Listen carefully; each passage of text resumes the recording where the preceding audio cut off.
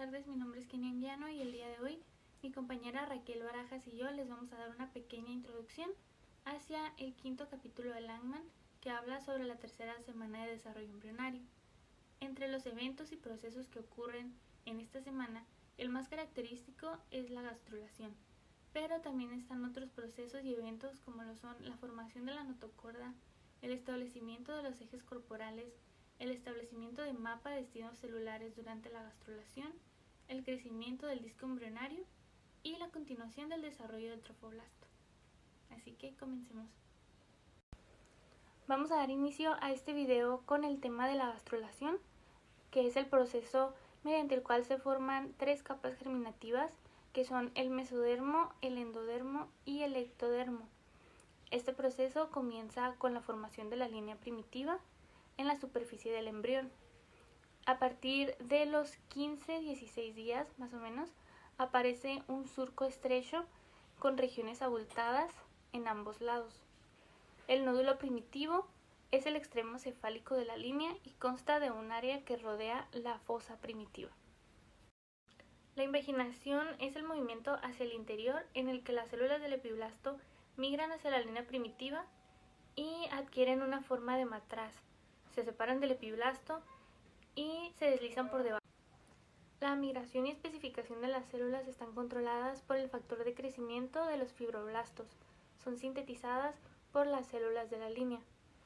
Una vez invaginadas las células, unas se desplazan hacia el hipoblasto y crean el endodermo. Otras se sitúan entre el epiblasto y el endodermo y forman el mesodermo. Y las que se quedan en el epiblasto forman el ectodermo. Como ya nos dimos cuenta, el epiblasto da origen a todas las capas germinales y las células de estas forman todos los tejidos y los órganos del embrión. Conforme crece el número de células, estas se desplazan entre el epiblasto y el hipoblasto y comienzan a expandirse de manera lateral y cranealmente. Gradualmente, estas migran más allá del margen del disco, entrando en contacto con el mesodermo extraembrionario, que es el que cubre el saco vitelino y alamnios. Después, en dirección cefálica, pasan a ambos lados de lo que llamamos placa precordal. Esta placa precordal se forma entre el extremo de la notocorda y la membrana bucofaríngea. La membrana bucofaríngea consta de una pequeña parte del ectodermo adherido y de células endodérmicas que representan la futura abertura de la cavidad bucal. Muy bien, y así es como concluimos con el tema de la gastrulación. Y ahora mi compañera Raquel va a hablarles sobre la formación de la notocorda. La formación de la notocorda. Esta es la membrana precordal que posteriormente se formará la membrana bucofaríngea. Se distingue el nódulo primitivo que rodea a la fosita primitiva. Las células prenotocordales que se imaginan en el nódulo primitivo avanzan en la línea media hasta la placa precordal. Si se hace un corte justo a la mitad de la membrana precordal y el nódulo primitivo, se podrán ver las tres capas germinativas, el ectodermo, mesodermo y endodermo. Después se intercalan en el hipoblasto, por lo que por un corto momento la línea media del embrión consta de dos capas que constituyen la placa. Unas células prenotocordales que son células epiblásticas que migran desde el nódulo primitivo hasta la placa prenotocordal que está en el endodermo. Esta placa prolifera y se va a elongar para que posteriormente se separe del endodermo y formar el cordón llamado placa notocordal. Y está desde la región cefal hasta la región caudal. Posteriormente la notocorda va a incluir la formación de la placa neural, que luego se va a formar el tubo neural. La notocorda está implicada en la formación de los cuerpos vertebrales. El establecimiento de los ejes corporales comienza en la fase de mórula con los ejes anteroposterior, que es determinado en la fase de blastocito, y dorsoventral, y estos son especificados antes que el eje derecho e izquierdo. Las células que originarán el endodermo visceral anterior en el extremo craneal de la capa endodérmica del disco laminar migran a la futura región craneal. En la etapa de disco laminar, las células EVA expresan genes para formar el encéfalo, tales como el gen OTX2, LIM1 y GES-X1, así como los factores Cerberus y Lefty. Estos se caracterizan por inhibir la actividad nodal, estableciendo así el extremo craneal del embrión. La ausencia de Cerberus y Lefty1 en el extremo caudal del embrión permite que siga esta expresión nodal, que es una señal que establece y mantiene la línea primitiva. Ya formada la línea, el gen nodal regula genes que forman el mesodermo dorsal y ventral, así como la cabeza y la cola. La proteína morfogénica ósea es secretada por todo el disco embrionario y con ella y con el factor de crecimiento de los fibroblastos, el mesodermo se dirige hacia la parte ventral para así contribuir en la formación de riñones, de sangre y del mesodermo de la pared corporal.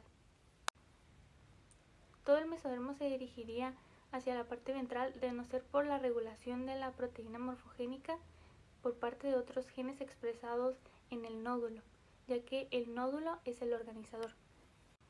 Hans Spemann lo acuñó al describir embriones de Xenopus en el labio dorsal del blastóporo, que es una estructura análoga del nódulo. Como resultado, los genes de la cordina, nogina y folistatina antagonizan la actividad del BMP4.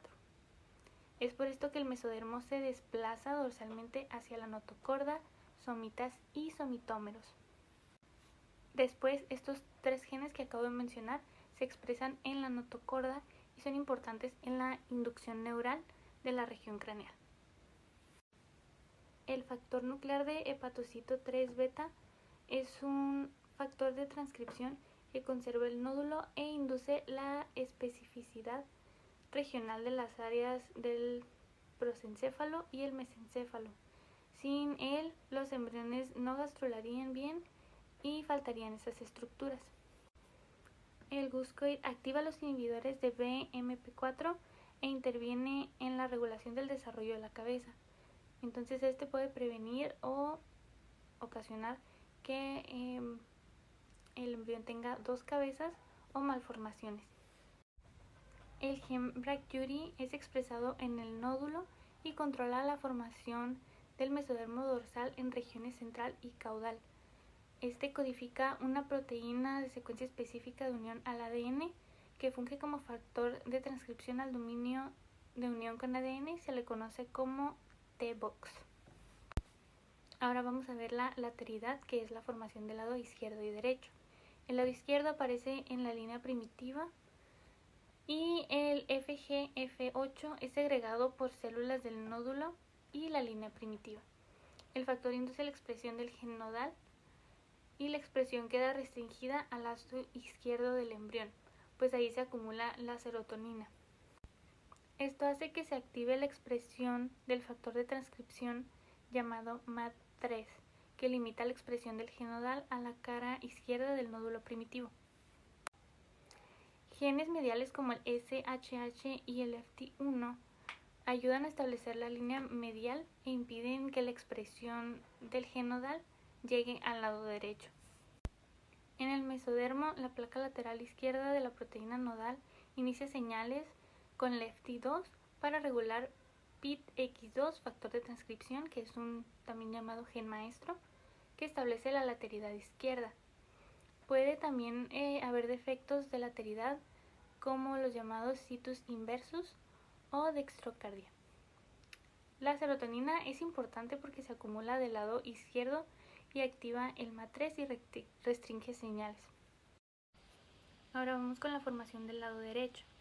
Los genes que regulan el desarrollo del lado derecho no están bien definidos. La expresión del F de transcripción SNEL se restringe al mesodermo de la placa lateral derecha y regula los genes del lado derecho. Los cilios en el nódulo tienen un movimiento rítmico que establece la gradiente del gen nodal al lado izquierdo. El mapa del destino que se establece durante la gastrulación. Cuando se termina el proceso de los ejes corporales, las células se integran a los mapas de las regiones del epiblasto, que migran y se invaginan por la línea primitiva, así identificando sus posiciones. Unos ejemplos serían las células invaginadas en la región craneal del nodo, que se convierten en la placa precordal y la notocordal. Las que migran por los bordes laterales desde el extremo craneal se convierten en el mesodermo paraxial. Las células que migran desde la región media de la línea primitiva se convierten en el mesodermo intermedio. Las que se migran en la región más caudal de la línea primitiva se convierten en el mesodermo de la placa lateral. Y por último, las células que migran desde la región más caudal se convierten en el mesodermo extraembrionario. Muy bien, ahora vamos con el tema del crecimiento del disco embrionario. En un principio este disco es plano, pero después se alarga con un extremo cefálico ancho y con uno caudal estrecho. El disco se expande más en la región cefálica debido a que hacia ella hay una migración constante de células de la región de la línea media. La invaginación de las células superficiales en la línea primitiva y su migración hacia adelante y hacia los lados continúa hasta el final de la cuarta semana. En esa fase, la línea primitiva sufre cambios regresivos, se encoge y desaparece. En la parte cefálica, las capas germinales dan inicio a su diferenciación específica hacia la mitad de la tercera semana. En la parte caudal, comienzan hasta el final de la cuarta semana. Y así se dice que el embrión presenta un desarrollo cefalocaudal.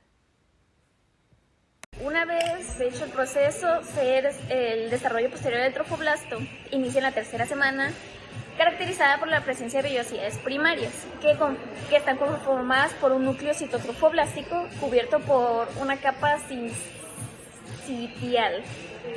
En su desarrollo, las células mesodérmicas invaden el núcleo de las vellosidades primarias y crecen en la decidua llamándose vellosidades secundarias.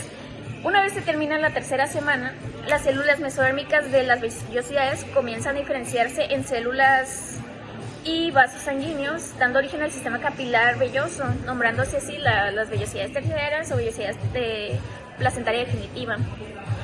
Los capilares establecen contacto con los capilares en desarrollo en el mesodermo de la placa coriónica y el pedículo de fijación. A su vez tiene contacto con el sistema circulatorio intraembrionario, conectándose con la placenta y embrión directamente, ¿no? Así, cuando el corazón del producto comienza a latir en la cuarta semana, el sistema de las vellosidades está listo para mandar nutrientes esenciales y oxígeno. Las células del citotrofoblasto presentes en las vellosidades penetran el sincitio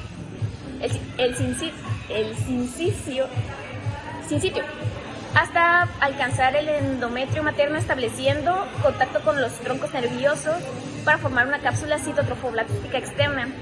Esta capa fija el saco coriónico en el endometrio materno. Las vellosidades inician desde la placa coriónica hasta la decidua basal que forma en la placenta, llamadas vellosidades troncales o de anclaje, que pues ya habíamos abarcado, que se aclaran y todo. A través de las ramificaciones de las vellosidades troncales, llamadas vellosidades libres, hay un intercambio de nutrientes y otros elementos para el producto. La cavidad coriónica crece más o menos en el día 19 y 20. El embrión está unido a la cápsula trofoblástica por un pedículo de fijación, que luego se convierte en el cordón umbilical, formando una conexión directa en la placenta con el embrión. Por último, la conclusión del tema. El evento más relevante de la tercera semana de desarrollo embrionario de la gastrulación comienza en la aparición de la línea primitiva, donde el extremo cefálico se ubica en el nodo primitivo. Las células epiblásticas se imaginan en el interior, formando el endodermo y el mesodermo. Dichas células las células que no migran y permanecen en el epiblasto forman el ectodermo, dando origen al ectodermo, mesodermo y endodermo, las tres capas. Las células prenotocordales se imaginan en la fosita primitiva, desplazándose hacia la placa notocordal. Al ir avanzando el desarrollo de la placa, se desprende el endodermo formando el cordón sólido, o sea, la notocorda, que establece el eje en la línea media que servirá a la base del esqueleto axial. Los extremos axial y caudal se determinan antes de formarse la línea primitiva. Las células del epiblasto se desplazan por el nodo y la línea, que está predeterminada según su posición para convertirse en tipos específicos de mesodermo y endodermo, y así sea posible construir un mapa del destino del epiblasto. Al finalizar la tercera semana, ya establecidas las tres capas germinales, el ectodermo, mesodermo y endodermo, en la región de la cabeza y el proceso continúa formándose las 3 capas de las regiones más caudales del embrión hasta el final de la 4ª semana.